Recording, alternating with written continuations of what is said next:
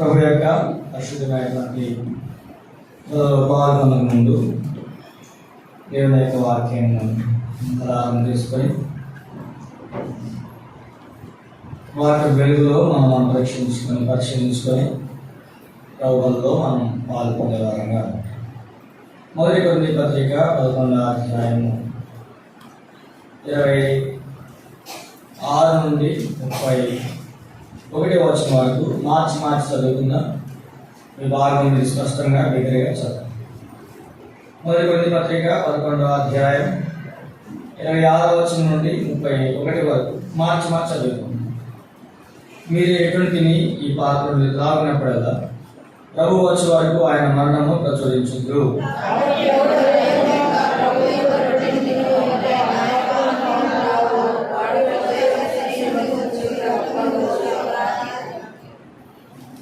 కాబట్టి ప్రతి మనుషుడు తాను పరీక్షించుకోవాలను, అలాగూ చేసి ఆ రొట్టెని తిని ఆ పాత్ర నుండి త్రాగవలను.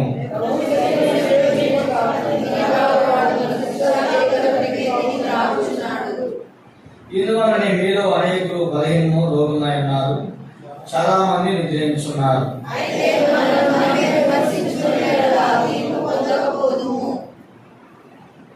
మరొక భాగం చదువుకుంటాం. ప్రకటన గ్రంథం 2వ అధ్యాయం. ప్రకటన గ్రంథము 2వ అధ్యాయము మొదటి వచనం నుండి 7 వచనాలు మార్చి చదువుకుంటాం. ప్రకటన గ్రంథం 2వ అధ్యాయం మొదటి వచనం నుండి 7వ వచనం వరకు మార్చి చదువుకుంటాం. ఈ భాగం స్పష్టంగా బిగ్గరగా చదువు. ఎఫెసులో ఉన్న సంఘపు దూతకు ఇలాగు రాయము: 7 నక్షత్రములు తన కుడి చేత పట్టుకొని 7 దీపస్తంభముల మధ్య సంచరించువాడు చెప్పు సంగతులు ఏమనగా,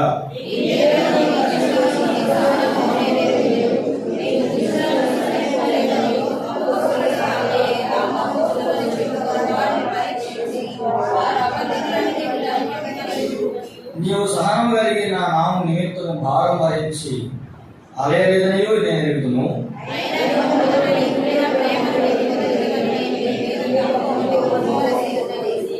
నీవు ఏ స్థితిలో నుండి పడితివో అది జ్ఞాపకం చేసుకుని మారు మనసు పొంది ఆ మొదటి క్రియలను చేయను. అటు చేసి నీవు మారు మనసు పొందితేనే సరి, లేని ఎడలా నేను ఎందుకు వచ్చి నీ దీపస్తంభమును దాని చోట నుండి తీసివేతును.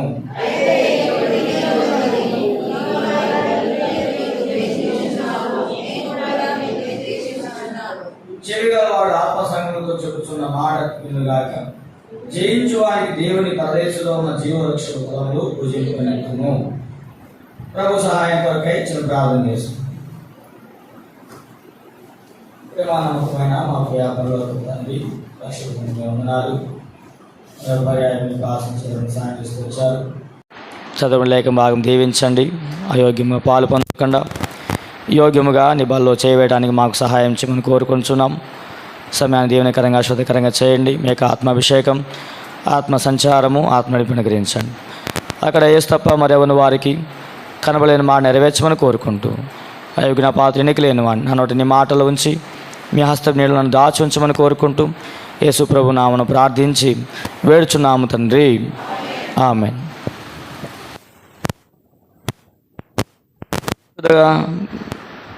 బలలో పాలు పొందక ముందు దేవుని యొక్క వాక్యాన్ని మనం చదువుకుంటూ వచ్చినాము.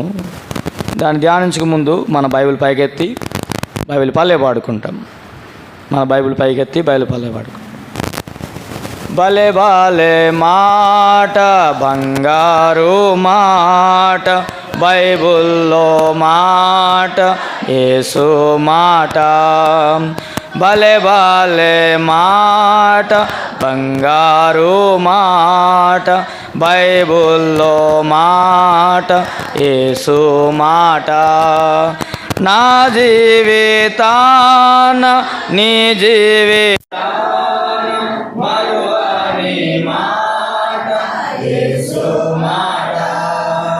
నా జీవితాన నీ జీవితాన మరువని మాట, యేసు మాట. భలే భలే మాట, బైబిల్ మాట యేసు మాట, భలే భలే మాట, బంగారు మాట, బైబుల్లో మాట యేసు మాట. అపోస్తలుడైన పౌలు గారు కొరింథీ సంఘానికి రాసిన మొదటి పత్రికలో 11వ అధ్యాయం 28వ వచనం రాయబడుతూ వచ్చింది, ప్రతి మనుషుడు పరీక్షించబడవలను, అలాగూ చేసి ఆ రొట్టెని తిని ఆ పాత్రని తాగాలి. కనుక మనం పరీక్షించుకోవడం, మనం స్వపరీక్ష పరిశీలించుకోవడం ద్వారా, పరీక్ష లేనిదే మరి ప్రమోషన్ ఉండదు. ఏముండదు? పరీక్ష ఉంటేనే ప్రమోషన్. ఇప్పుడు 10th క్లాస్ పాస్ అయితేనే ఇంటర్, అంటే పరీక్షలో పాల్గొందితేనే ప్రమోషన్ ఉంది. ఆత్మీయ జీవితంలో మనం పరీక్షించుకోవడం ద్వారా, పరిశీలించుకోవడం ద్వారా మనం ఆత్మీయంగా బలపరచబడే వారిగా ఉన్నాం. దేవుని యొక్క మార్గంలో మనం జీవించే వారిగా ఉన్నాం. నిత్యరాజ్యం కొరకే మనము సిద్ధపాటు కలిగి ఉండే వారిగా ఉంటాం. ప్రతి ఆదివారం కూడా దేవుని యొక్క వాక్యం మనం ఆధారం చేసుకొని మనము ఆత్మీయ జీవితంలో మనం అలాగున్నామో లేదో మనం పరిశీలించుకోవడం ద్వారా, మనం పరీక్షించుకోవడం ద్వారా ఆత్మీయంగా మనం తప్పిపోకుండా, దేవుని ప్రేమకు దూరం కాకుండా, దేవుని కృపలో మనం నిలిచి ఉండినట్లుగా మనం భద్రపరచబడేవారు ఉండడానికి ప్రభు బలం మనకి ఎంతో సహాయం చేస్తుంది. కనుక మనం చదువుతున్నటువంటి భాగంలో ప్రకటన గ్రంథము 3వ గ్రంథం మొదటి 2వ అధ్యాయంలో ఇక్కడ మనకు మరి భక్తుడైనటువంటి యోహాను గారు పద్మాసు ద్వీపంలో ఉన్నప్పుడు ఆయనకు ప్రత్యక్ష దర్శనం వచ్చింది. ఆ దర్శనంలో దేవుడు అందించినటువంటి ఆ యొక్క దర్శనం ప్రకారం 7 సంఘాల గురించి ఈ యొక్క మాటలు రాయబడతా ఉంటాయి. ఈ యొక్క సంఘ దర్శనం అనేది ఎంతో ప్రాముఖ్యమైనది. ఈ యొక్క ప్రకటన గ్రంథంలో మనం అనేక విషయాలు చూడవచ్చు. 7 సంఘాలు, తర్వాత 7 దీపస్తంభాలు, ఆ తర్వాత 7 రాజులు, ఆ తర్వాత 7 అనేది ఎంతో ప్రాముఖ్యమైనటువంటి సంఖ్యగా మనకు కనబడుతుంది. కనుక 7 అనేది మనకి ఏం జ్ఞాపం చేస్తుందంటే సంపూర్ణతలో మనకు జ్ఞాపం చేస్తుంది. కనుక 7 సంఘాల గురించి మరి పద్మాసు ద్వీపంలో యోహాను గారు దర్శనం ద్వారా ఆయనకి ఇవ్వబడినటువంటి దర్శనంలో ఆ సంగతుల సాక్ష్యం. కనుక అపోస్తలుడైన పౌలు గారు ఆ దినాల్లో స్థాపించినటువంటి సంఘాలలో ఈ సంఘాలు కూడా ఎంతో ప్రాముఖ్యంగా ఉంటాయి. కనుక ఈ యొక్క సంఘాలలో దేవుడు వారు ఏ విధంగా జీవిస్తున్నారు, వారు కొన్ని విషయాలు మెచ్చుకునేవాడుగా ఉన్నాడు, కొన్ని విషయాల్లో వారిని మరి హెచ్చరించిన వాడుగా ఉంటున్నాడు. కనుక మన ఆత్మీయ జీవితంలో ఆ యొక్క సంఘాలను ఆధారం చేసుకుని మన జీవితము, మన స్థితి ఏ విధంగా ఉన్నదో మనం పరీక్షించుకునే ప్రభువులో చేయడానికి ప్రభు మనకు సహాయం చేయంగా. కనుక ఇక్కడ ఎఫెసు సంఘము అనేటువంటిగా సంఘమును చూస్తూ ఉన్నాం. ఎఫెసు సంఘంలో మనం చూస్తూ వచ్చినప్పుడు ఈ యొక్క ఎఫెసు సంఘం గురించి కొన్ని మాటలు రాయబడతా ఉన్నాయి. చూడండి 2వ వచనంలో, నీ క్రియలను, నీ కష్టమును, నీ సహనమును నేను ఎరుగుదును, నీవు దుష్టులను సహింపలేవనియు పరీక్షించి అబద్ధికులని నీవు కనుగొంటివనియు, నీవు సహనము కలిగి నా నామమును నిమిత్తము భారం భరించి అలయలేదని నేను. కాబట్టి దేవుడు ఏ వ్యక్తుల గురించి కూడా ప్రతి వ్యక్తిలో పాజిటివ్నెస్ ఉంటుంది, నెగిటివ్నెస్ ఉంటుంది. అందుకనే లోకంలో ఒక సామెత చెప్తారు, ఎంత మంచోడైనా సరే ఒక చెడుతనం ఉండదంట, ఎంత చెడ్డోడైనా సరే కొంత మంచితనం ఉండదు. అలాగే మనుషులే ఆ విధంగా పరీక్షిస్తే తన స్వరక్తం ఇచ్చి కొన్నటి సంఘము, ప్రారంభించినటువంటి సంఘము, ఆ సంఘం కొరకే తన అర్పించుకుంటూ వచ్చినాడు. ఆ సంఘం గురించి దేవుడు ఎంత భద్రత కలిగి ఉంటాడో ఇక్కడ మనం గమనించవచ్చు. కొన్ని పర్యాయాలు దేవుని సంఘంలో కావచ్చు, దేవుని పరిచయంలో కావచ్చు, ఆత్మీయ జీవితంలో కావచ్చు, మనం ఎంత క్రయం చెల్లిస్తున్నామో, ఎంతగా ప్రభు కొరకు ప్రయాసపడుతున్నామో కొన్ని పర్యాలు మనం మర్చిపోవచ్చు, లేక ఇతరులు మనం మర్చిపోవచ్చు. కానీ ఇక్కడ ప్రభు అంటున్నాడు, నీ క్రియలను, నీ కష్టమును, నీ సహనమును నేను ఎరుగుదును. ఎంత గొప్ప ఆధిక్యత! నీ క్రియలు ఎలాగున్నాయి? రెండవది నీ కష్టం, ప్రభు కొరకు నువ్వు ఎంత కష్టపడుతున్నావో, ప్రభు కొరకు ఎంత క్రయం చేస్తున్నావో, నువ్వు ప్రభు కొరకు ఎంతగా సహిస్తున్నావో, ఏ శ్రమలు, ఏ అవమానం, ఏ నింద, ఏ విషయాలు, ఎటువంటి పరిస్థితులను, క్లిష్టమైన పరిస్థితులను, భారవతమైన పరిస్థితులను మరి భరించిన పరిస్థితులు ఎందుకు భరిస్తున్నావో ప్రభువుని బట్టి, ప్రభు కొరకై ఆయన అంగీకరించినామని, ఆయన్ని విశ్వాసం ఉంచినామని, ఆయన కొరకే జీవిస్తున్నామని, ఆయన మీదుగా చేయబడ్డామని కొన్ని మరి ఎన్నో సహిస్తూ ఉంటాం. కొన్ని పర్యాయాలు ఎవరు చూస్తాలే అనుకుంటాం. కానీ మన ప్రభు ఆయన మర్చిపోయేవాడు కాదు. మన క్రియలు చూస్తాడు, మన కష్టము చూస్తాడు, మన యొక్క సహనమును చూస్తాడు. ఇక్కడ అంటున్నాడు, 3 చెప్తున్నాడు. 2వ అంటున్నాడు, ఆ అపోస్తులు కాకయే కొంతమంది ఉన్నారు, వాళ్ళు కనుగొన్నావు, వారిని విసర్జించినావు. 3వ చెప్తున్నాడు, నా నామం బట్టి నువ్వు భారం భరించి సహనం కలిగి ఏమిన్నావు అదే. అంటే కొన్ని పర్యాయాలు ప్రభు కొరకై ప్రభు కొరకు జీవించేటప్పుడు, ప్రభు కొరకై ప్రభును అంగీకరించిన ముందు మీరు నమ్ముతారు నమ్మరో, యేసు ప్రభువును అంగీకరించిన ముందు చాలా సంతోషంగా ఉంటుంది జీవితం. యేసు ప్రభువును ముందు ఎట్లాంటి అలవాట్లు ఉన్నా, ఎటువంటి జీవితం ఉన్నా, ఎలాగ జీవించినా యువదారులు పోతూ ఉంటారు, ఎవరేం పట్టించుకోరు. ప్రభువును విశ్వాసం ఉంచిన తర్వాత, రక్షణ పడిన తర్వాత, మారుమూసు పొందిన తర్వాత, బాప్తిసంలో సాక్షించిన తర్వాత, మన యొక్క మార్గంలో సన్మార్గంలో జీవిస్తున్నప్పుడు అనేక రకాల శోధనలు వస్తాయి, అనేక రకాల పరిస్థితులు వస్తాయి. బంధువుల నుంచి, స్నేహితుల నుంచి, ఇరుగు పొరుగు వారి నుంచి, మనం పనిచేసిన స్థలాల నుంచి, మనం ఎక్కడైతే ఉద్యోగం చేస్తున్నామో, వ్యాపారం చేస్తున్నామో, కూలి పని చేస్తున్నామో వారందరి నుంచి అనేక రకాల పోరాటాలు అవుతాయి. అయితే ప్రభు అన్నాడు, నా నామము నిమిత్తమై నువ్వు భారం భరించి నువ్వు అలాగే నేను కొన్ని పర్యాయాలు మనం అనుకుంటాం. ఎలీషా గారు అన్నారు, ఏలియా గారు అన్నాడు 40 మందిని చంపేసినాడు, 400 మంది ప్రార్థన చంపినాడు.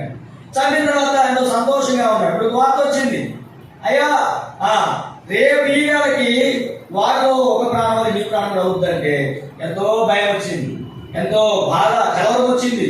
వెళ్ళాడు, అరణ్యంలోకి వెళ్ళి ఒక బలి కూర్చొని బాగా నిద్రపోతూ మరణాపేక్ష గలవాడై ప్రార్థన చేస్తున్నాడు, అయ్యా నా జీవితం అంతే చాలు, ఇంతవరకు చాలు, ఈ బాధలు, ఈ నిందలు, ఈ అవమానం, ఈ కష్టం నేను భరించలేదు, నన్ను తీసుకో అంటాడు. అని ప్రభు అన్నాడు, కాదు ఇంకా ఉంది నీ జీవితం అని చెప్పి దూతను పంపించి ఆయన ముట్టి బలపరిచి ఆహారం అనిపించి శక్తి మించిన ప్రయాణం కొన్ని అనుకుంటాం.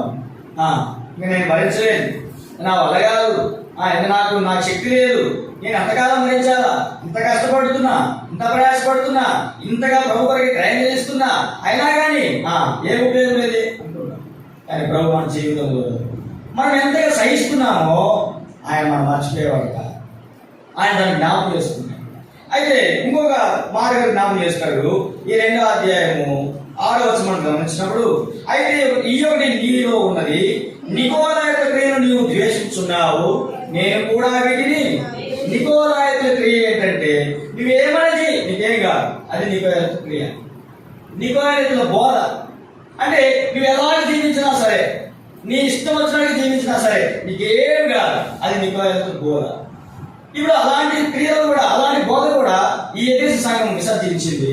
అయితే ఇన్ని మంచి లక్షణాలు ఉన్నాయి, కష్టం ఉంది, క్రియలు ఉన్నాయి, సహనం ఉంది, అనేక రకాల బోధలు, క్రియలు ఏం చేస్తున్నారు, విసర్జిస్తున్నారు. అయితే ఇప్పుడు ఒక చిన్న సమస్య ఉంది. అక్కడ ఎవరైనా చెప్పారనుకో, ఒకరు మాట్లాడితే వాళ్ళ గురించి మాట్లాడాలనుకుంటే పెళ్లి సంబంధం కనుక ఇదేననుకోండి, ఏమైనా అబ్బాయి మంచోడ పలానా మంచోడే గాని అనాలనుకోండి, ఎలా ఉంటుంది, గాలిలో అంత దూరంత ఉంటుంది. రాయసంలో ఏమయ్యా ఆ అబ్బాయి మంచోడు అంటే మంచోడు అంటే బాగానే ఉంటుంది, మంచోడు అంటే ఆ దీర్ఘంలో మొత్తం ఉండదు అనమాట. మంచోడు అంటే ఇక అబ్బో ఎంత ఉండదో కథ. అంటే ఈ సంఘంలో అన్నీ ఉన్నాయి. కొన్ని పర్యాయాలు పరీక్షించినప్పుడు రకరకాల మాట్లాడుతుంది, కానీ అని దాంట్లో గూరి అన్నాడు. ఇప్పుడు దీనికి సంఘంలో క్రియలు ఉన్నాయి, కష్టం ఉంది, ఎంతో ప్రభు కొరకై వేదనలు బాధలు సహిస్తున్నారు, ఎంతగానో ప్రభు కొరకు భరిస్తున్నారు. అయితే ఏముందంటే చూడండి, 2వ అధ్యాయము 4వ వచనం, ఆయనను మొదలు నీకుండిన ప్రేమను నీ వదిలి వాడిని నేను నీ మీద తక్కువ ఒకటి మోపం. నీకుండిన ప్రేమ ఏం చేసినావు. ఈ ఎఫెసు సంఘాన్ని గురించి అపోస్తలుడైన పౌలు గారు ఏ ప్రేమతో దేవుడు ప్రేమించాడో ఒక మాట రాశారు. చూడండి, ఎఫెసీ పత్రిక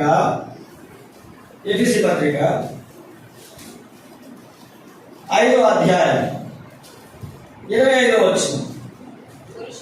పురుషులారా మీరును మీ భార్యను ప్రేమించుడి, అటువలే క్రీస్తు కూడా సంఘమును ప్రేమించి అది కళంకమైనను ముడతైనను వాటిని మరి ఏదైనా లేక పరిశుద్ధమైనది గాను నిర్దోషమైనది గాను మహిమగల సంఘము గాను ఆయన తన ఎదుట దాన్ని నిలబెట్టుకొనవాలని వాక్యముతో ఉదక స్నానము చేత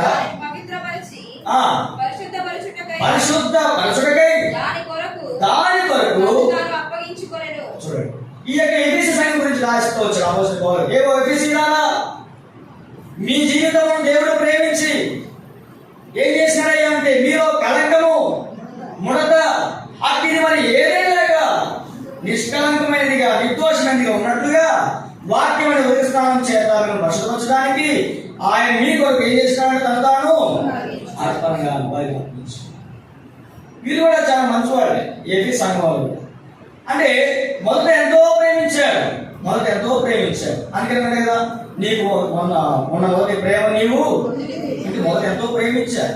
రక్షించబడిన దినాల్లో మనము ఆత్మీయంగా ఎదుగుతున్న దినాల్లో ఎంతో ప్రేమిస్తామో దేవుడిని, ఎంత గ్రహం తెలిస్తామో సమయం తెలియదు, శక్తి వంచన లేకుండా దేని గురించి కూడా ఆలోచన చేయకుండా ఎంతో ప్రేమిస్తాం. ఎంతో ప్రభు కొరకే గ్రహం చెల్లించాలని ఉంటాం. దినాలు గడిచే కొలది మన యొక్క జీవితంలో పోరాటాలు వచ్చే కొలది, మన జీవితంలో అనేక రకాల శ్రమలు వచ్చే కొలది, అనేక సమస్యలు వచ్చే కొలది, అనేక రకమైనటువంటి ఇబ్బంది పరిస్థితులు వచ్చే కొలది ఆ ప్రేమ తగ్గిపోతుంది. ఆత్మీయ జీవితంలో ఈ లోకంలో ఎవరి మీద ప్రేమ తగినా లేదు, కానీ దేవుడి మీద ప్రేమ తగ్గిపోయింది. ఆయన ప్రేమ తగ్గిపోయేదిగా అంతవరకు నిలిచి ఉండేటువంటి ప్రేమ. అందుకే అంటాడు, నీ మీద ఒక తప్పు ఒకటి మోపవలసి ఉంది, మొదటి నీకు నిన్న ప్రేమ నీవు ఈరోజు ఆ యొక్క ఆస్థాన వికృతి సంఘ స్థానంలో మనం ఉంటే మన గురించి దేవుడు అన్నాడుగా చెప్తే మన స్థితి ఎలా? నిజంగా ఆ ప్రేమను మనం కలిగి ఉంటున్నామా? మొదట ఎంతగా ప్రేమించున్నాము, పరిస్థితులు చూడకుండా, స్థితిగతులు చూడకుండా, మనుషులు చూడకుండా, దేవుడి సహవాసమే, దేవుని యొక్క సహవాసమే, దేవుని మందిరమే, దేవుని యొక్క ధర్మశాస్త్రమే, దేవుని వాక్యమే, దేవుని ప్రజలే, ఏమి చూడం, ఏమి పరిస్థితులు గమనించం. ఈరోజు ఆ ప్రేమ, ఆ క్రీస్తు ప్రేమ నీకు నువ్వు ప్రారంభించిన మనుషులు కాదు, నిన్ను ప్రేమించిన శరీరులు కాదు, నీకు రక్తం కాల్చిన మనుషులు కాదు, ప్రారంభించిన ప్రేమ దేవుడి ప్రేమ. ఈరోజు ఆ ప్రేమ మర్చిపోయినామా? గుర్తుందా? లేకపోతే తగ్గిపోయిందా? లేకపోతే ఆ ప్రేమ విడిచిపెట్టా? అని అంటాడు, నీకుండిన మొదటి ప్రేమ నీవు. అందుకే తర్వాత ఏమన్నాడు చదవండి అక్కడ, నీవు ఏ స్థితిలో నుండి పడిపోవో అది జ్ఞాపకం చేసుకుని మారు మనసు పొంది ఆ మొదటి క్రియలు చేయము. ఏమండి, మారు మనసు ఎన్ని సంవత్సరాల క్రితం పోయినామా? ఎన్ని సంవత్సరాల క్రితం మనం మారు మనసు పొందినా? నేను 2007 మారు మనసు పొందినా. మీరే ఇక నాకు సీనియర్ అనుకోండి, పెద్దోళ్ళు. ఎన్ని సంవత్సరాల క్రితం మారు మనసు పొందినా? ఏమన్నాడు, నువ్వు మారు మనసు పొందు. ఆత్మీయ జీవితంలో దినదినము మనం మారు మనసు పొందాలి. దినదినము దేవుడి దగ్గరికి వచ్చినప్పుడల్లా మన మనసు మార్చబడాలి. ప్రియమైన వాళ్ళు, అందుకనే బాప్తిస్మ యోహాను అంటాడు, ఓ సర్వసంతానమా, రాబోతుని తప్పించుకోవడానికి నీకు బుద్ధి చెప్పిన వాడు రండి. కనుక మన యొక్క ఆత్మ జీవితంలో మారుమనసు పొందు. ఏ విషయంలో మారుమనసు పొందాలి? దేవుడిని ప్రేమించే విషయంలో, ఆయన పైన ప్రేమను వ్యక్తపరిచే విషయంలో, ఆయన కొరకే ఉన్నటువంటి ప్రేమను కనబరిచే విషయంలో మన జీవితం అలా ఉంటుంది. ఆ మొదటి ప్రేమ మనలో ఉందా? ఆ రక్షించబడిన దినాల్లో 10 అధ్యాయాలు అంటే దేవుని వాక్యం సునాయాసంగా చదివేసేవాళ్ళు. గంట సేపు ప్రార్థన అంటే ఈజీగా ఎంతో సంతోషంతో ఉండేవాళ్ళు. ఆ తర్వాత దేవుని మందిర సహవాసం అంటే ఎంతో దూరమైన ప్రయాణం చేసేవాళ్ళు. ఈరోజు ఆ ప్రేమ ఆ ప్రేమ దేవుని మీద ఉన్న ప్రేమ. ఎందుకు దేవుని ప్రేమించాలా? ఎందుకు దేవుని ప్రేమించాలి? రోమ 8:28 ఏముంది? దేవుని ప్రేమించే వారికి అలాగే సంఘ చొప్పున పిలువబడిన వారికి మేలు కలుగుటకై సమస్తము సమకూడి నీ కుటుంబానికి నీకు మేలు కలగాలి. దేవుని ప్రేమించాలి. వ్యక్తిగత జీవితంలో మేలు కలగాలంటే, కుటుంబ జీవితంలో మేలు కలగాలంటే, ఆత్మీయ జీవితంలో నీ యొక్క జీవితం ఎంత ప్రయాసపడినా ఎంత కష్టపడినా మేలు లేకుండా ఉంటే ఏమి ప్రయోజనం? మేలు కలగాలంటే దేవుని ప్రేమించు. అందుకే అంటాడు, నీకు మొదటి ప్రేమను కోల్పోయావు. మన పాడపాటు ఎప్పుడు పాడబడతాం? కోల్పోయి తిని మొదటి ప్రేమను చల్లారిపోయే నీ ప్రేమ నాలో. కోల్పోయి తిని మొదటి ప్రేమను చల్లారిపోయే నీ ప్రేమ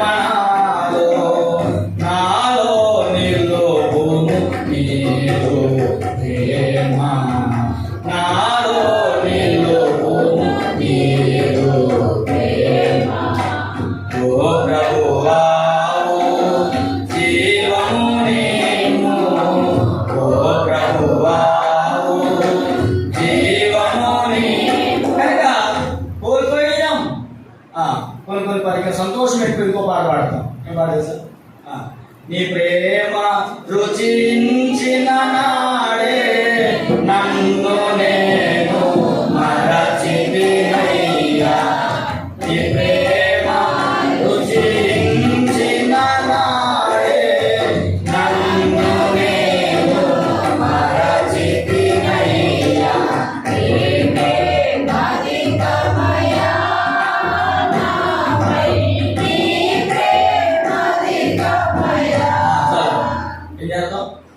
మనం ఏం చేసినాం? అది అంత గొప్ప ప్రేమ ఆయన. అంటే ఆయన మనం ప్రేమించాడు, ఆయన ప్రేమిస్తున్నాం, ఆయన ప్రేమించి మనకి ఎన్నో సౌకర్యాలు ఇస్తున్నాడు, సామర్థ్యం ఇస్తున్నాడు. వాటిని బట్టి ఆయన మనం మర్చిపోయినాం. మన స్థితి అలాంటిది. శత్రువులు, పాపులు, బలహీనులం, భక్తిహీనులం. మన స్థితి అలాంటిది. ఆ యొక్క స్థితిని గుర్తుపెట్టుకొని ఆయన కొన్ని జీవిస్తే అది ఆయన ప్రేమించాడు. అంటాడు, నువ్వే స్థితిలో పడిపోవో అది జ్ఞాపకం చేసుకుని మారు. కనుక బైబిల్ గ్రంథంలో ఆయన ఎలాగో ప్రేమించాలి. కొన్ని మాటలు మనం చదువుకొని దేవుని యొక్క పదవ పాల్గొ.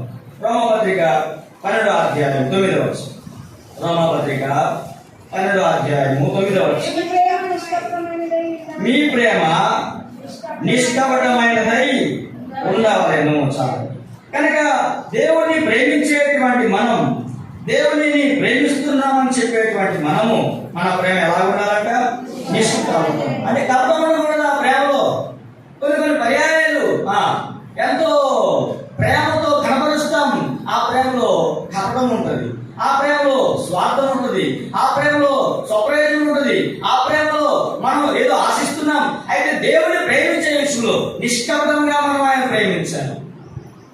ఆయన ప్రేమ నిస్వార్థమైన ప్రేమ. కనుక ఆయన మనకి జీవితంలో నిష్కపటంగా మనం ప్రేమిస్తున్నాం అంటే కపటం లేకుండా, ఆశించకుండా, ఏమి కూడా ఆయన దగ్గర నుంచి కోరుకోకుండా, అయ్యా నన్ను ప్రేమించినావు, నన్ను రక్షించుకున్నావు, నన్ను కాపాడుతున్నావు, పరలోక రాజ్యాన్ని వాసుగా చేసుకొచ్చినావు, ఇతరాలను సిద్ధపరుస్తున్నావు, పరిశుద్ధంగా చేస్తున్నావు, అందరూ నేను ప్రేమిస్తున్నా అనే పర్యాలు మన ప్రేమ ఎలా ఉంటుంది చూడండి. ఆదికాండము 28:20. ఆదికాండం 28:20.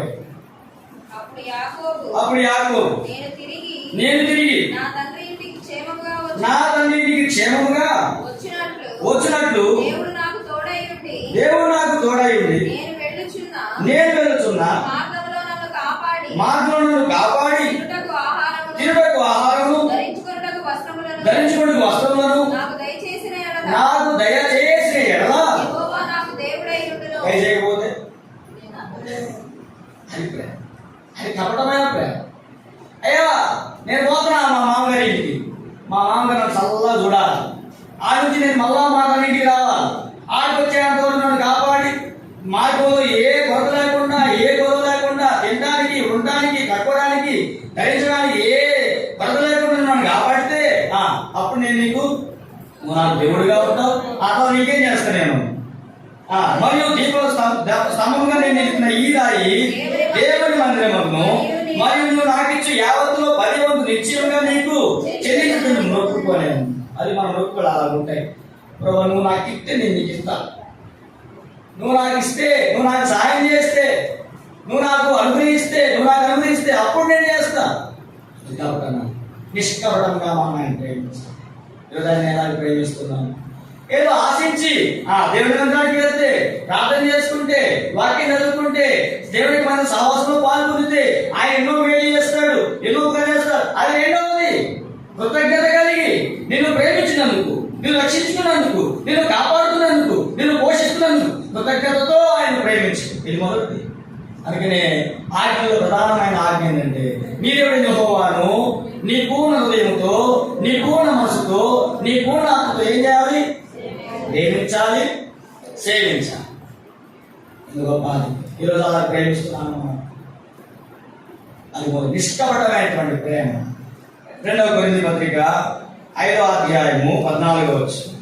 2వ కొరింథీ పత్రిక 5వ అధ్యాయం 14వ వచనం. 2వ కొరింథీ పత్రిక 5వ అధ్యాయము 14వ వచనం. క్రీస్తు ప్రేమ మమ్మను బలవంతము చేయుచున్నది. ఎలాగనగా అందరి కొరకై అందరూ మృతి పొందిరనియు జీవించు వారికి మీదట తమ కొరకు కాక తమ నిమిత్తము మృతి పొంది తిరిగి లేచిన వారి కొరకే జీవించుటకు ఆయన అందరి కొరకు మృతి పొందిరనియు ఎందుకు దేవుని ప్రేమ మమ్మల్ని ఏం చేస్తుంది? బలవంతం చేస్తుంది. ఎందుకొరకంట? ఆయన మమ్మల్ని ప్రేమించి ఇచ్చినటువంటి జీవితం కనుక మన ప్రేమ నిష్కపటమైనదే. నిష్కపటమైనది అనగా కపటమైనటువంటి ప్రేమ అనే కాదు. అంటే ఆత్మీయ జీవితంలో దేవుని ప్రేమను రుచి చూసినటువంటి మనము, ఆయన ప్రేమ పొందుతున్న మనము, ఆయన ప్రేమించే విషయంలో కూడా నిష్కపటంగా మనం జీవించాలి. రెండవది చూడండి ఎలాగ ఆయన మనం ప్రేమించాలి. 2వ కొరింథీ 8వ అధ్యాయము 8వ వచనం. 2వ కొరింథీ 8వ అధ్యాయము 8వ వచనం. ఆజ్ఞాపూర్వకముగా ఇతరుల జాగ్రత్తను చూపుట చేత మీ ప్రేమ ఎంత యథార్థమైనదో పరీక్షించవలనని చెప్పుచున్నాను. రెండవది మన ప్రేమ ఎలా ఉండాలి? 2వ కొరింథీ 8 యథార్థమైన అంటే నిజంగా ప్రేమించడం. నిజంగా ఎవరైనా ఏదైనా చెప్పారనుకోండి, రేపు నీకు సాయం చేస్తాను, నేను నీకు మేలు చేస్తాను. నిజంగా చెప్తున్నావా ఆ మాట? ఏదో ఊరికి చెప్తున్నావా? అంటే ఏదైనా అలవాటు చెప్తున్నావా? లేకపోతే ఏదో చెప్పాలని నన్ను సంతోషపడి చెప్తున్నావా? లేకపోతే ఆ సమయానికి ఏదో ఆ మాట చెప్పి ముగితంటున్నావా? అంటే లేదు, నేను నిజంగా చెప్తున్నాను, ఖచ్చితంగా ఆ సమయానికి ఆ పరిస్థితికి నీకు నేను సహాయం చేస్తాను. మనుషులంగా కొన్ని పర్యాయాలు నిజంగా అంటే యథార్థంగా మన ప్రేమ, యథార్థమైనటువంటి ప్రేమ, నిజముగా కనబరిచేటువంటి ప్రేమ. నిజంగా మనం ఆయన ప్రేమిస్తున్నామా? అది ఎఫెసీ సంఘం గురించి చెప్పాడు. నీకున్న మొదటి ప్రేమను నీవు ఏదో అలవాటుగా ప్రేమిస్తున్నామా? యాత్రికంగా ఆయన ప్రేమిస్తున్నామా? ఆచారంగా ఆయన ప్రేమిస్తున్నామా? యథార్థముగా ప్రేమించటం. కనుక మన ప్రేమ నిష్కపటమైనది ఉండాలి, మన ప్రేమ యథార్థమైనది అయి ఉండాలి. మూడవది మన ప్రేమ ఎలాగుండాలి? 1 తిమోతి 2వ అధ్యాయము 15వ వచనం. 1 తిమోతి 2వ అధ్యాయము 15వ వచనం.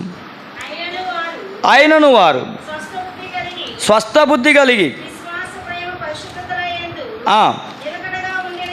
నిలకడగా ఉండి నెడల శిశు ప్రసూతి ద్వారా ఒక్క నిమిషం. 1 తిమోతి అదేనా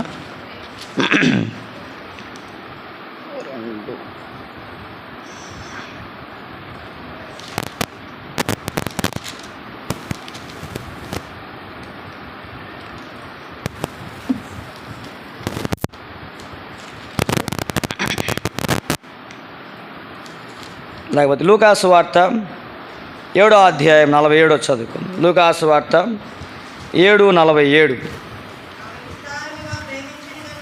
ఆమె విస్తారముగా ప్రేమించను గనుక ఆమె యొక్క విస్తార పాపములు. ఎటువంటి ప్రేమంట? విస్తారంగా ప్రేమించటం. ఎందుకు చెప్పాడు ఈ మాట? ఒక ఆయన భోజనాన్ని పిలిచాడు, యేసుప్రభువాన్ని పిలిచినాడు, చేర్చుకున్నాడు, మౌనంగా ఉన్నాడు. ఈ స్త్రీ పాపాత్మైన స్త్రీ. ఆయన కూర్చున్న చోట వచ్చి ఆయన కనబడకుండా, తన ముఖాన్ని ఆయన కనబరుచుకోకుండానే వెనుకతట్టు ఆయన పాదాలుంటే ఆయన పదగల దగ్గర కూర్చొని కన్నీటితో ఆయన పాదాలు తడిపి, తల వెంట్రుకలతో ఆయన పాదాలు తుడిచి, ఆయన తెచ్చినటువంటి ఆ అత్తరుతో ఆయన పాదాలను పూస్తా వచ్చింది. ఎంత క్రయము! ఇప్పుడు ఆయన మనసులో అనుకుంటున్నాడు, పిలిచిన ఆయన భోజనాన్ని పిలిచిన ఆయన, ఏమో ఈ స్త్రీ ఎవరో, ఎటువంటిదో తెలిస్తే అసలు మేము ఎంతో నిష్టగా ఉంటాం, పరిశీలం శాస్త్రులు మేమేంత నిష్టగా ఉంటాం. ఈయన దేవుని కుమారుని చెప్పుకుంటున్నాడు, ప్రవక్త అని చెప్పుకుంటున్నాడు, రక్షకుడు అని చెప్పుకుంటున్నాడు. ఎంత గమనించాలా, ఎంత దైవజ్ఞానం కలిగి ఉండాలా, ఎంత దర్శి కలిగి ఉండాలా అనుకున్నాను లోపల. అప్పుడు అన్నాడు, సీమోను, నువ్వు నన్ను భోజనానికి పిలిచినావు, నీ ఇంట్లోకి వచ్చినప్పుడు మొట్టమొదటి నాకేమీ లేదు, నీళ్ళే లేదు. ఇప్పుడు మనం ఎవరికైనా ఇంటికి భోజనం పోయినాం అనుకోండి, మనకి నీళ్ళు లేకుండా, ఒకవేళ సరే నీళ్ళు అంటే కామన్ అనుకోండి, ఏదైనా టీయో కాఫీ ఇకపోతే మనకి ఎలా ఉంటుంది? ఒక సంఘస్థులు పెళ్ళికి ఆహ్వానించినారు, రేపు ఉదయం పెళ్ళి, ఈరోజు పెళ్లి కుమార్తె ఇంటి దగ్గర భోజనం అనమాట. సాయంత్రం పలానా టయానికి భోజనాలు ఉంటాయి, రండి, మీరు ప్రార్థన చేస్తే బంధువులకి భోజనాలు పెడతామన్నారు. సరే అని వాళ్ళు చెప్పిన 10 నిమిషాలకి, మీరు సేవకులంగా మీరు చెప్పిన 10 నిమిషాల కంటే ముందే ఉండాలి. మేము వెళ్ళి 10 నిమిషాలు ముందు ఉండి పోయినాను. నాతో పాటు ఆయన కూర్చుని నుంచున్నా. ఆమె సుత్తాన్ని అడిగి తిరుగుతుంది, తిరుగుతుంది. అన్నా రాగా టీ తాగు, అనయ్య నీళ్ళు తాగంటుంది. ఆ బంధువులు ప్రకటిస్తుంది, కానీ మమ్మల్ని చూడలేదు. సరే చూడలేదు, కానీ కుర్చీలో కూర్చుందాం అనుకుంటే మళ్ళీ బయటకు వచ్చింది. అన్నా ఇదిగో పాపకి అది కావాలంట, భోజనం కదా ఇది తీసుకురండి అంటుంది. మళ్ళా మమ్మల్ని పట్టించుకోవట్లే, మళ్ళీ లోపలికి పోయింది. మళ్ళీ బయటకు వచ్చి ఎదురు కూర్చున్నప్పటికి వందాలన్నా అంటుంది. ఎట్లుంటుంది పరిస్థితి? ఎట్లుంటుందండి? 3 సార్లు ఒత్తివి పోతివి బయటికి కనపడకుండా, మనిషి ఇంత లావు ఉంటుంది, ఇంత ఎత్తు ఉంటుంది, కనపడకపోతే ఇప్పుడు ఎలాగుంటుంది? అన్న ఇప్పుడు నీళ్ళు తాగుతావా, మంచిలు తాగుతావా, టీ తాగుతావా అంటుంది. సరే లెక్క, ముందు వాళ్ళని చూడక్క, మనం తాగుతాము లెక్క అంట. ప్రభు అంటున్నాడు, చూడండి, నువ్వు నన్ను పిలిచినావు, ఏం చేయలేదు, నీళ్ళు ఇవ్వలేదు. తర్వాత నా యొక్క కన్నీళ్లతో నా పాదములను, ఆయన గురించి చెప్తున్నాడు. లూకాసు వార్త 7వ అధ్యాయంలో చదవండి. మొట్టమొదటిగా మనం గమనించినప్పుడు లూకాసు వార్త 7వ అధ్యాయం, లూకాసు వార్త 7వ అధ్యాయము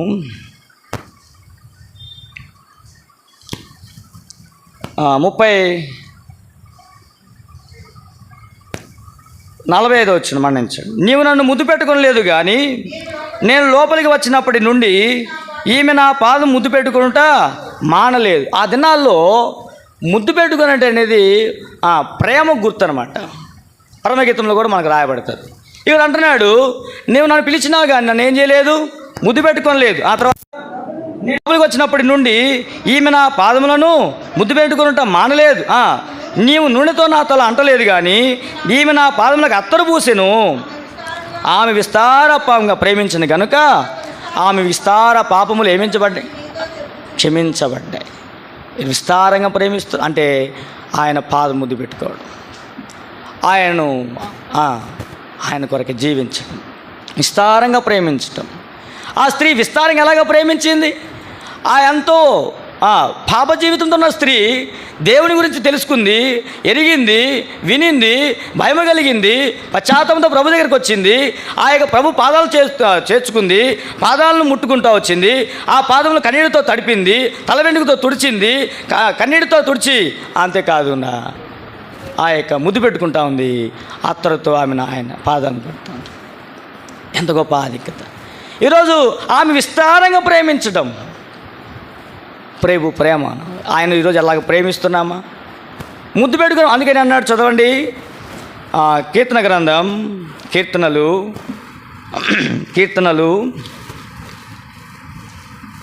2వ అధ్యాయం 12వ వచనం. కీర్తనలు 2వ అధ్యాయము 12వ వచనం.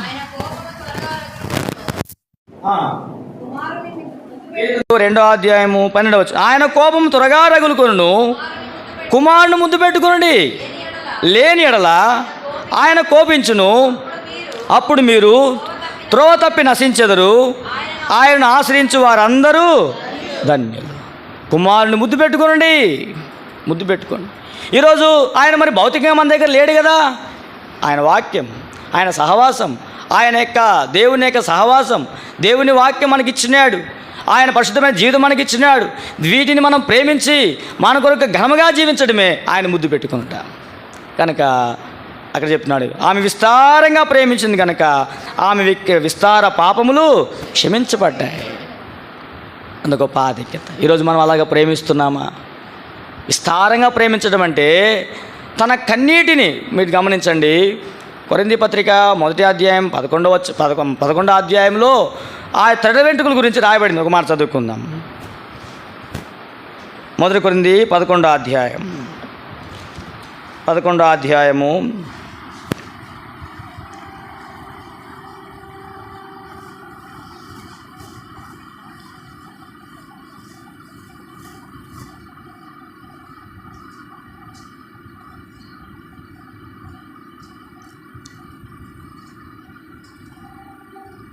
ఇక్కడ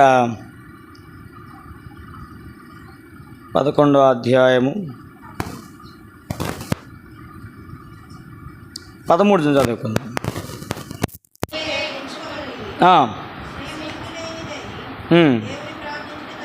అక్క 15 చదవండి అక్క.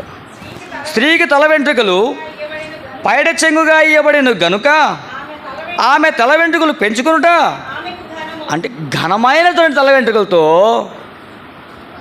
తన యేసు ప్రభు పాదాలు తుడుస్తుంది. అది ప్రేమించడం.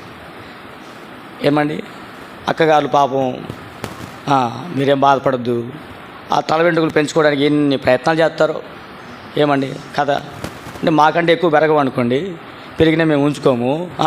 ఎన్ని ఇబ్బందులు పడతారో, ఆ షాంపూ, ఆ సబ్బు, ఈ సబ్బు, ఆయిలు, ఈ ఆయిలు. ఎందుకు ఘనమైంది అది. ఆ ఘనముగా ఉంచుకోవడానికి ఎంత ప్రయత్నం చేస్తాం. ఈ స్త్రీ అయితే ఆ ఘనమైనటువంటి వెంట్రుకలతో ఆయన పాదములతో తుడుస్తుంది, తల వెంట్రుకలతో. విస్తారంగా ప్రేమించటం. ఆఖరిగా మన జీవితంలో ఆయన ఎలాగూ ప్రేమించాలి చూడండి. యోహాను సువార్త 21వ అధ్యాయం 15వ వచనం. యోహాను సువార్త 21వ అధ్యాయము 15వ వచనం. యోహాను సువార్త 21వ అధ్యాయము 15వ వచనం.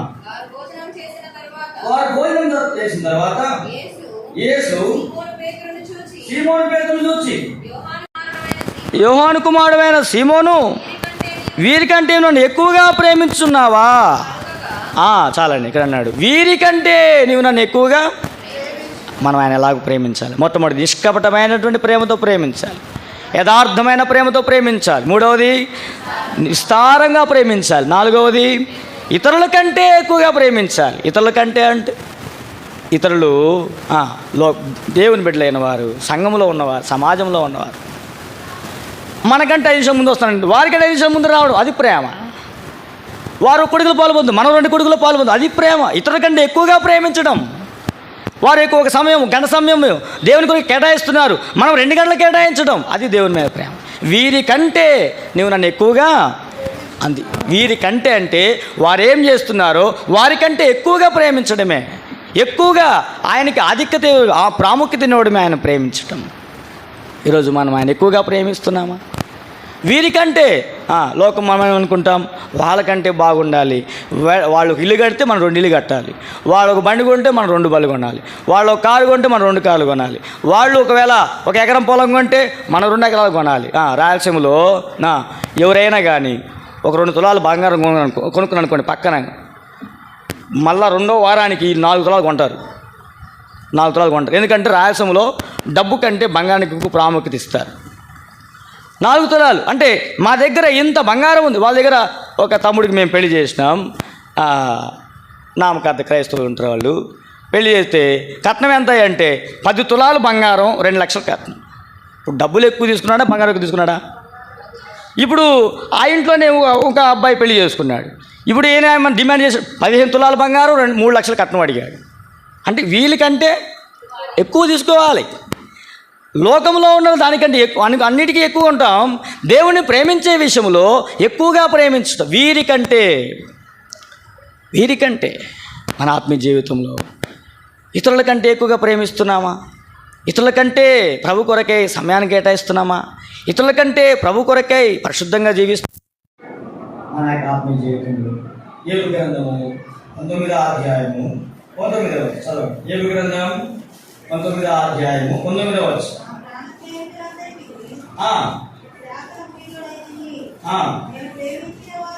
నేను ప్రేమించిన వారు కనుక ఈ లోకంలో మనం ఎవరు ప్రేమించినా, ఈ లోకంలో మన దేవుడి కంటే ఎక్కువ ప్రేమిస్తే వాళ్ళు మనం ఏం చేస్తారంట? వాడు ఏమిచ్చినా నాకు కొన్ని పర్యాయాలు కుటుంబంలో పిల్లలే అంటారు, నువ్వు నాకు ఏమి ఇచ్చినావు, నువ్వు నాకు ఏం చేసినావు, నాకు ఏం కలిగించినావు, నువ్వు నాకేం కూడా ఇచ్చినావు అంటూ తిరుగుబాటు చేస్తారు. కానీ దేవుడు ఇప్పుడు కూడా దేవుడు వీరికంటే ఎక్కువగా ప్రేమించు. ఆత్మీయ జీవితంలో ఆయన ఏంటి సంఘం గురించి చెప్తున్నాడు? నీకున్న మొదటి ప్రేమ నువ్వెంత దేవుని ప్రేమిస్తావో చూడండి. ఇర్మియా గ్రంథం 2వ అధ్యాయం మొదటి 2 వచనాలు. ఇర్మియా గ్రంథం 2వ ఇలాగ సెలవిచ్చును, నీవు వెళ్ళి యెరూషలేము నివాసుల చెవులలో ఈ సమాచారం ప్రకటింపుము, యెహోవా సెలవిచ్చింది, నీవు అరణ్యములోను విత్తనములు వేయదగిన దేశములోను నన్ను వెంబడించుచు నీ యవన కాలములో చూపిన అనురాగమును, నీ వైవాహిక ప్రేమను అది దేవుడు జ్ఞాపకం చేసుకుంటాడు. మనం ఎంత ప్రేమిస్తామో ఒక దినాన ఆ ప్రేమను బట్టి దేవుడు దీవిస్తాడు. నువ్వే స్థితిలో ఉన్నా సరే, నువ్వెంత ఇరుకులో, ఇబ్బందులో, కొరతలో, కొదవలో, ఎన్ని రకాల పరిస్థితుల్లో ఉన్నా దేవుడు నువ్వు ప్రేమించు. దేవుని ప్రేమించని బట్టి ఆయన జ్ఞాపకం చేసుకుంటాడు, మర్చిపోయేవాడు కాదు. మనం మర్చిపోతాం. దేవుడి కొరకు మనం ఎంత గ్రహం చెల్లించామో, ఎంత సమయాన్ని వెచ్చించినామో, ఎంత శక్తిని వెచ్చించామో, ఎంత బలాన్ని కొన్నిసార్లు మనం మర్చిపోతాం. కానీ ఆయన మర్చిపోయేవాడు కాదు, ఆయన జ్ఞాపకం చేసుకునేవాడు. ఆయన మనుషులు తిరుగుబాటు చేస్తారు, మనుషులు లోకంలో ఉన్న వారు తిరుగుబాటు చేస్తారేమో మనం ప్రేమిస్తే. అయితే దేవుని ప్రేమ మన జ్ఞాపకం చేసుకుంటూ ఉంటుంది. ఈరోజు అలాగే మనం ప్రేమిస్తున్నామా? ప్రేమలో ఆయనను ప్రేమించే విషయంలో లోపం కలిగి ఉన్నామా? కనుక మన యొక్క ఆత్మీయ జీవితంలో మొదటి ఉన్న ప్రేమ నువ్వు కోల్పోతే వదిలితివి, నీవు ఏ స్థితి నుండి పడితివో ఆ స్థితిలో నుండి ఏం చేయాలంట? జ్ఞాపకం చేసుకొని మారు మనసు పొంది ఏం చేయాలి? ఆయన క్రియలు చెయ్యి. మన జీవితంలో ఆ ప్రేమ విషయంలో మనం ఎలాగుంటున్నాం, మన స్థితి ఎలాగుంటుందో దేవుని వాక్యాన్ని పరీక్షించుకొని పరిశీలించుకొని ప్రభు బల్లో మనం చేయవేద్దాం. మోకరించండి, ప్రార్థన చేసుకుంటాం.